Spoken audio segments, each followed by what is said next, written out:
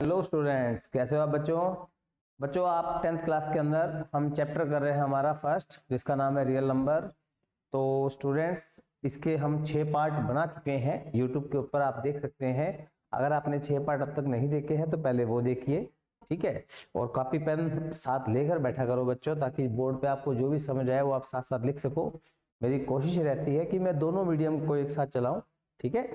तो आपके जो है, हम पार्ट 6 की अगर बात करें तो हमने ये क्वेश्चन लास्ट किया था, ठीक है। एक 6 की पावर n और एक 4 की पावर n, ये हम टॉपिक जो है बच्चों कर चुके हैं लास्ट, ठीक है। आज हमारा पार्ट 7 शुरू होता है। तो पार्ट 7 के अंदर स्टूडेंट्स हमारे पास आगे आएगा, प्रूव करो √3 इरेशनल, ठीक है। इनको इरेशनल प्रूव करना।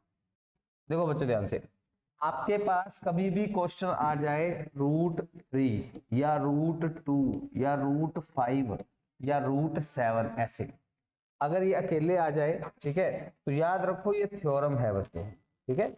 ये अकेले आ जाए तो ये थ्योरम है, और इसको जो है आपने प्रूव करना है। कैसे प्रूव करना है वो समझो ध्यान से। इसके लिए आपको 2-3 कंसेप्ट माइंड में रखने हैं, ठीक है। √3 को प्रूव करने से पहले वो क्या कंसेप्ट है जरा देख लो, और जो चीज आपको लगे कॉपी पेन पे नोट करनी चाहिए बच्चों, वो कर लिया करो, ठीक है। चलिए, हमारा जो क्वेश्चन है √3 यानी सिद्ध करना है, यहाँ भी रूट आएगा, √3 सिद्ध करना है कि √3 एक अपरिमेय संख्या है, और नीचे √5 है। मैं आपको ना √3 सिखाऊंगा, √3 सीख जाओगे तो √5 भी आपको आसान लगेगा। कहने का मतलब √2 √3 √5 √7 ये सारे के सारे एक ही तरीके पे होंगे, बस आपको √3 का सीखना है, और उसकी जगह 3 की जगह फिर 5 7 2 ये होता जाएगा, दिखेगा भी। हमें ना कुछ कंसेप्ट समझने हैं इसको सॉल्व करने से पहले, है ना। एक तो आपको शब्द पता होना चाहिए कोप्राइम क्या होता है। पहले इसका मीनिंग नोट कर लेंगे। कोप्राइम यानी इसको हिंदी में बोलते हैं सह अभाज्य, सह अभाज्य बोलते हैं, ठीक है। कोप्राइम इसका मतलब क्या होता है बच्चों, देखो ध्यान से, कि जैसे कि 3/4 है, तो 3 और 4 दोनों एक दूसरे को पहाड़े पे नहीं काटते, तो ये कोप्राइम है, यानी सह अभाज्य, आपस में अभाज्य है, ठीक है। ऐसे ही 4/8 ले लिया, अब ये कट रहे हैं 4 के पहाड़े पे ना, तो ये दोनों कोप्राइम नहीं है। कोप्राइम का मतलब होता है दोनों किसी भी नंबर से भाग नहीं होंगे, उसका मतलब होता है कोप्राइम यानी कि सह अभाज्य। तो ये जो पॉइंट है आपका, ठीक है, ये आएगा कोप्राइम। तो ये आपको पता होना चाहिए इन सवालों को करने से पहले।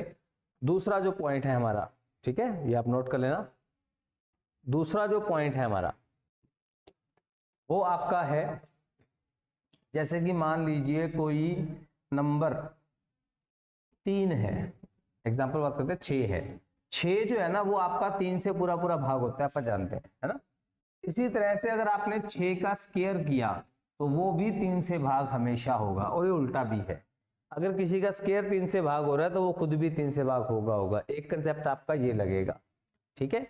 उसके बाद एक कंसेप्ट आपका ये लगेगा, जैसे 6 जो होता है 2 गुना 3 है, ये आप पहले भी पढ़ चुके हैं।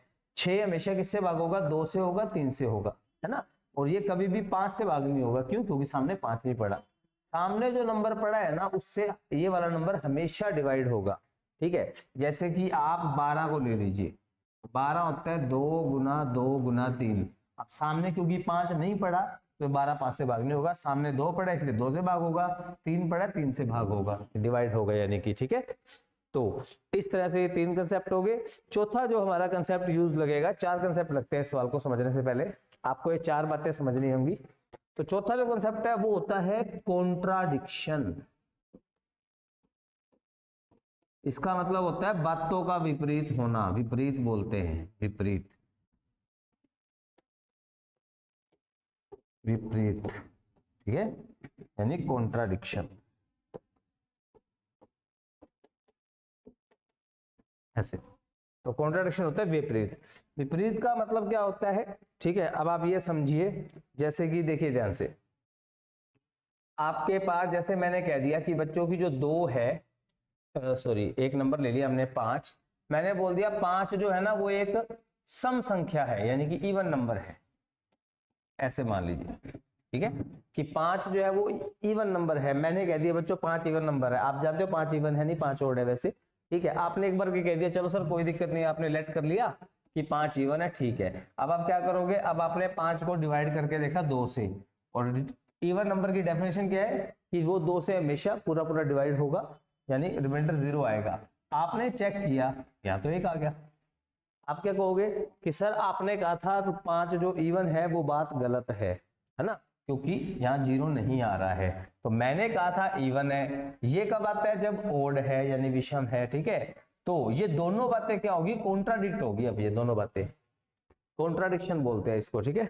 तो चौथा पॉइंट क्या था हमारा, विपरीत होना, कॉन्ट्राडिक्शन। तो ये दोनों बातें एक दूसरे की अपोजिट होगी, इसलिए जो है जब भी बातें अपोजिट हो जाएंगी आप क्या बोलोगे, सो आवर एजम्पशन जो है वो इज रॉन्ग है, आवर एजम्पशन इज रॉन्ग, यानी कि इसका मतलब है कि हमने जो मानना था वो गलत है, जो मानना था गलत है। और हमने क्या माना था जो गलत हो गया, हमने माना था, लेट किया था यानी कि मानना, है ना। तो हमने क्या माना था कि 5 एक इवन नंबर है। तो अगर कभी भी कॉन्ट्रडिक्शन आ जाएगी यानी विपरीत हो जाएंगी दो बातें, तो उसका मतलब होगा कि हमारा लेट खत्म हो जाएगा, ठीक है। और अगर ये नंबर इवन नहीं है तो ये बात खत्म होगी, तो 5 ऑटोमेटिक क्या रह गया, विषम रह गया, यानी कि ओड रह गया बच्चों। तो इसको बोलते हैं कॉन्ट्राडिक्शन, ठीक है। बात समझ आ गई कि मैंने कहा था 5 इवन है, आपने चेक किया 5 ओड आ रहे हैं, तो ये दोनों बातें उलट होगी, उलट होगी तो हमारा लेट गलत हो जाएगा, ठीक है। तो ये 4 बातें जो हैं, को प्राइम, स्क्वायर वाली, डिवाइड हो रहे हैं सामने वाले से, और कॉन्ट्राडिक्शन, ये चारों बातें इसमें आएंगी, ठीक है। अभी शायद ये आपको बातें अजीब लग रही होंगी, अभी जब हम सोल्व करेंगे ना सम, तो आपको समझ आएगा, ठीक है। चलिए हम जो है अब सम सोल्व करते हैं। हमारा हमें प्रूव करना है क्या, प्रूव दैट, हमें प्रूव करना है √3 इज इरेशनल। इरेशनल मतलब हमें क्या सिद्ध करना है, अपरिमेय, है ना। तो हिंदी में लिख लो कि सिद्ध करो वर्गमूल 3, यहाँ पे लिखा हुआ है, हालांकि यहाँ पे लिखा हुआ है सिद्ध करो √3 एक अपरिमेय संख्या है, ठीक है। तो ऐसे ही आप लिख लेंगे हिंदी वाले भी, अपरिमेय, अपरिमेय, ठीक है। हमें इसको सिद्ध करना है √3 को। अब इसका सोल्यूशन कैसे होगा, हल कैसे होगा, वो देखो ध्यान से, सोल्यूशन यानी कि हल, ठीक है। तो इसका जो सोल्यूशन है वो कैसे होगा, तो देखो ध्यान से। अब नंबर ना दो ही तरह के होते हैं, √3 या तो रेशनल है यानी परिमेय, है ना, या तो ये रेशनल है या ये इरेशनल है, दोनों में से एक ही बात होगी।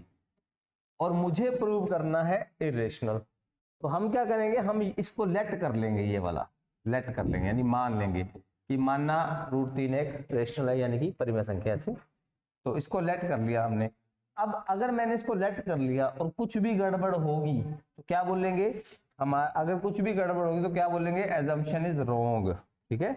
अगर मैं इसको लेट करता हूं, एज्यूम कर लिया मैंने, एज्यूम करने पर कुछ भी गड़बड़ आ गई तो हम क्या बोलेंगे कि हमारी एजम्पशन जो है वो गलत है। और अगर ये बात गलत हो गई तो इसका मतलब क्या रहेगी बात, इरेशनल। तो हम रेशनल मानेंगे, कुछ भी गड़बड़ होगी तो कॉन्ट्राडिक्शन, कॉन्ट्राडिक्शन का मतलब है ये रेशनल नहीं है, तो प्रूव हो जाएगा इरेशनल। तो बच्चों जितने भी सम आएंगे आपके, √3 अभी मैं आपको सिखा रहा हूँ, फिर √2, √5, √7, √11, ये सारों को एक ही मेथड से करना है हमने, ठीक है। चलिए इसका सोल्यूशन कैसे करेंगे, देखो ध्यान से, चाहो तो साथ, तो कोई दिक्कत नहीं है बच्चों, ठीक है। तो सबसे पहली लाइन क्या होगी हमारे पास, सबसे पहली लाइन होगी लेट करा, लेट √3 को हमने मान लिया a/b, ए रेशनल नंबर, मैंने इसको उल्टा मान लिया ना, rational number where a b are coprime, ये मीनिंग मैंने आपको अभी समझाया था, को प्राइम, ठीक है। हिंदी में क्या लिखेंगे, हिंदी में इसको लिख लेंगे कि मानना, इसका मतलब है मानना, हिंदी वाले हिंदी में लिख लेना अभी, ठीक है। ऐसे क्या लिखेंगे कि a/b एक परिमेय संख्या है, परिमेय है, ठीक है, जहां क्या होगा, जहां ए बी सह अभाज्य है। तो हिंदी वाले हिंदी में लिख लेना बच्चों, अभाज्य, ये लो जी। हमने क्या कर दिया, पहला काम हमने कर दिया √3, क्या करो, स्केयरिंग बोथ साइड कर दो, ठीक है, स्केयरिंग बोथ साइड, यानी कि दोनों तरफ वर्क करने पर, स्केयरिंग बोथ साइड, हिंदी में क्या लिखोगे, वर्क करने पर।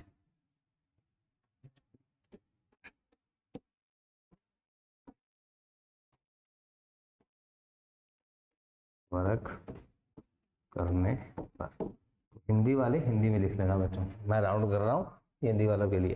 तो ठीक है, आप क्या करो, स्केयरिंग बोथ साइड करोगे, वर्क करोगे, तो आप ये बात याद रखो, किसी भी नंबर का अगर आप स्केयर करोगे तो वो रूट हट जाता है उसका, ठीक है, यानी कि आप ये कह सकते हो कि स्केयरिंग बोथ साइड करोगे तो हमारे पास 3 क्या आ गया, 3 आ गया ए स्केयर बटा में बी स्केयर, ठीक है। तो यहाँ तक स्टेप समझ आ गया। मैंने √3 को ए बटा बी रेशनल नंबर माना, यहाँ पर दोनों कोप्राइम है, फिर मैंने स्केयरिंग कर दिया। अभी हमने 2 स्टेप किया बच्चों, स्केयरिंग कर दिया, स्केयरिंग करने के बाद √3 हट जाएगा, ये दोनों का स्केयर आ गया। उसके बाद अब क्या करोगे, जो बटे में बी स्केयर है हमारे, है ना, ये वाला बटे वाला बी स्केयर, ये 3 के गुना में आ जाएगा, तो क्या आ जाएगा, 3 बी स्केयर किसके बराबर आ जाएगा, ए स्केयर के बराबर आ जाएगा, ठीक है, समझ गया। बटे का बी स्केयर जो है मैं इधर गुना में ले आया, तो कुछ ऐसा दिखेगा। अब हमने कंसेप्ट पढ़ा था क्या, कि 6 और 12 जो है वो हमेशा 2 और 3 से भाग होंगे ना, 6 और 2 और 3 से भाग होगा, क्यों, क्योंकि सामने 2 और 3 है।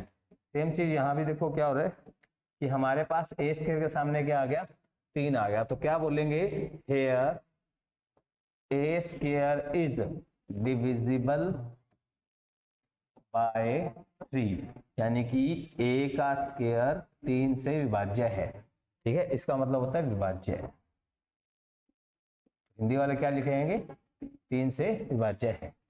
तो आप कह सकते हो ए इज आल्सो डिविजिबल बाय 3, है ना, इसका मतलब क्या लिखेंगे, ये भी, है ना, भी विभाज्य है, यानी कि ए भी विभाज्य होगा,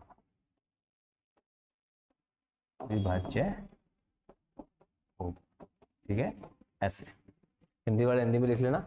तो ए स्केयर के सामने 3 आ गया बच्चों, है ना, तो इसका मतलब ए हमेशा 3 से भाग होगा, ठीक है, और ए जो है वो भी 3 से भाग हो जाएगा। अगर स्केयर 3 से भाग है, आपको ध्यान होगा हमने पॉइंट पढ़ा था अभी कि, ठीक है, कि अगर कोई नंबर 3 से भाग हो रहा है उसका स्केयर भी होगा, उल्टा अगर किसी का स्केयर 3 से भाग हो रहा है तो वो भी हो जाएगा ना। तो यहाँ पर भी यही किया, अगर किसी ए स्केयर के सामने 3 है, तो अगर ए स्केयर 3 से भाग हो रहा है तो ए इज आल्सो डिविजिबल बाय 3, ए भी 3 से भाग हो जाएगा बच्चों। चलिए उसके बाद जो है, अब आप क्या करोगे, आप ना पुट कर दोगे ना, रखने पर क्या, ए को 3m रख दो, इसका मतलब क्या है कि देखो, अगर कोई नंबर 3 से भाग होता है तो आप उसे 3m लिख सकते हैं, 3m। अब क्या होगा, ए की जगह 3m रखा जाएगा, 3 बी स्केयर, और ए की जगह आ जाएगा 3m का स्केयर, ठीक है। तो इसका मतलब 3 बी स्केयर क्या आ गया, 3 गुना में 3 और m की पावर 2 है, 2 लोग हो ना बच्चों, तो दोनों का स्केयर होगा, 3 का स्केयर मतलब 3 2 बार, m का स्केयर आएगा, एक 3 से एक 3 आप काट सकते हैं, तो आपके पास क्या बच गया, बी स्केयर बच गया 3m स्केयर। अब बी स्केयर के भी सामने 3 आ गया, ठीक है। चलिए यहां तक जो है हमारा सवाल कंप्लीट हो गया। लो बच्चों, तो हमें प्रूव करना था तो आप क्या करोगे, उल्टा कर लोगे, तो हमने इसको इरेशनल मानना था, तो हमने लेट कर दिया √3 को a बटा,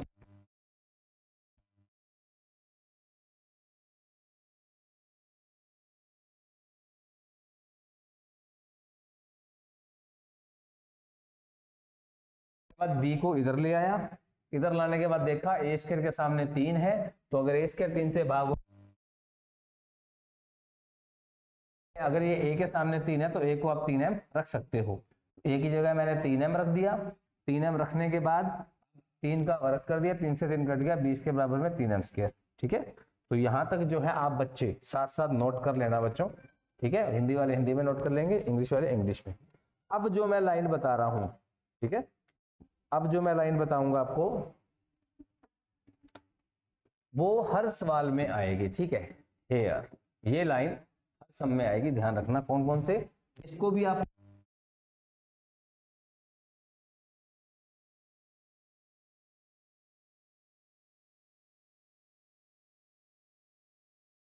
लिख रहा हूं, और वो इस सम के बाद आएगी। जैसे आप सवाल यहां तक कर लोगे ना, उसके बाद आएगी।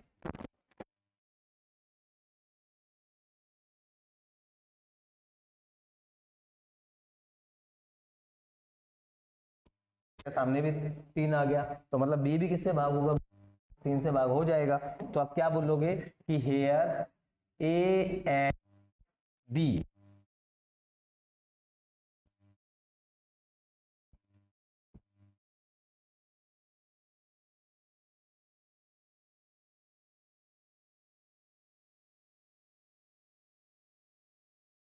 ये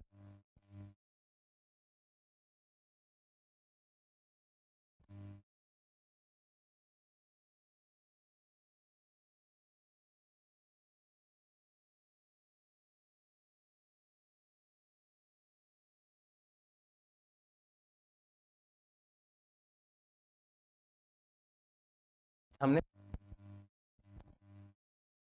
हो रहे हैं, लेकिन मैंने कहा था कि यानी कि but a b were assumed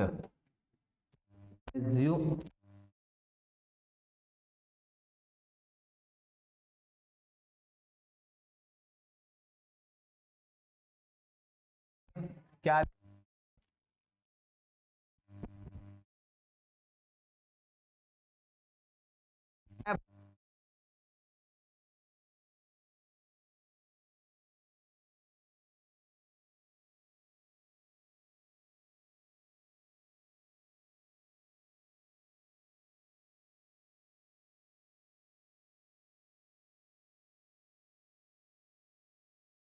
जो लाइन हर बार आएगी कि here a b both are digital,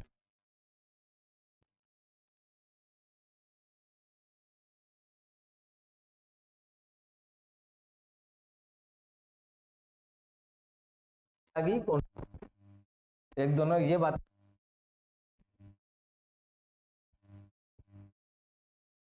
ये दोनों बातें इंग्लिश में क्या लिखेंगे कि both two things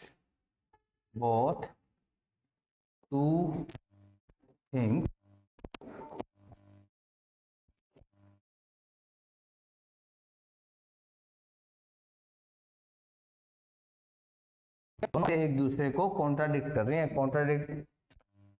ठीक, हमने स्टार्टिंग में क्या माना था, करने बैठे तो क्या,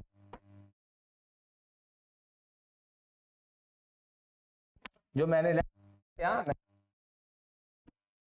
होगी गलत, तो क्या बोलोगे कि सो रूट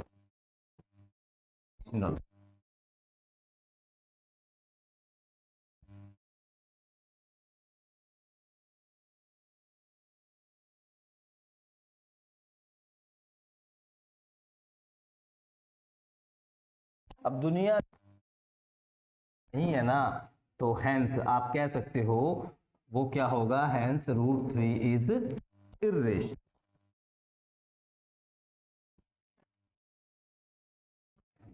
ठीक है, क्वेश्चन जो है वो करके आओगे, इसको समझ लो पहले। ठीक है, दोबारा देख लो, रूट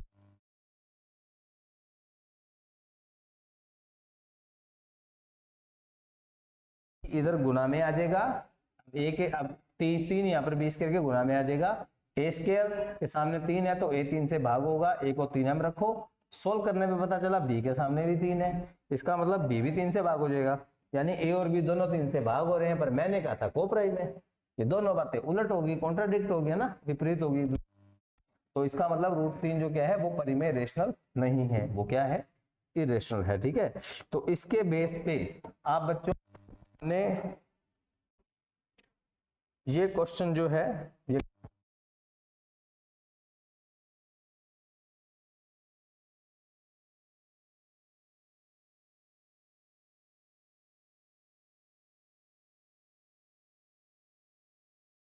ठीक है,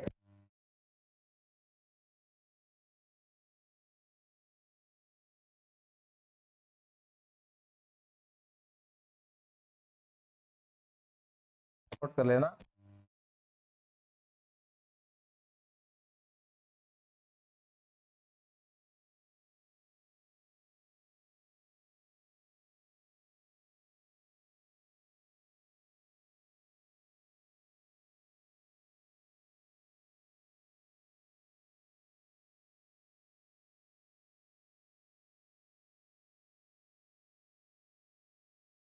तो याद ही क्या आ गया, 5 आ जाएगा।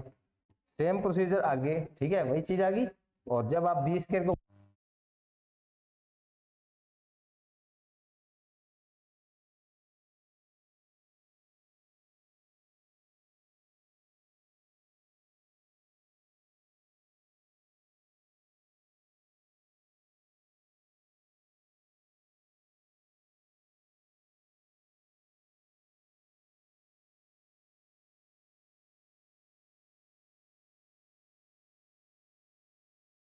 पांच, यहाँ क्या पड़ा,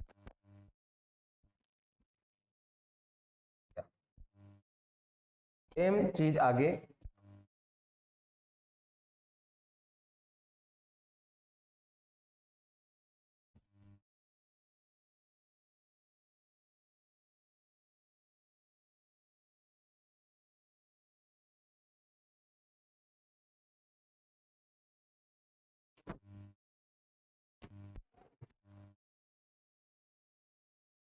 आप इसको अच्छे से नोट कर लो, वीडियो को पॉज करके।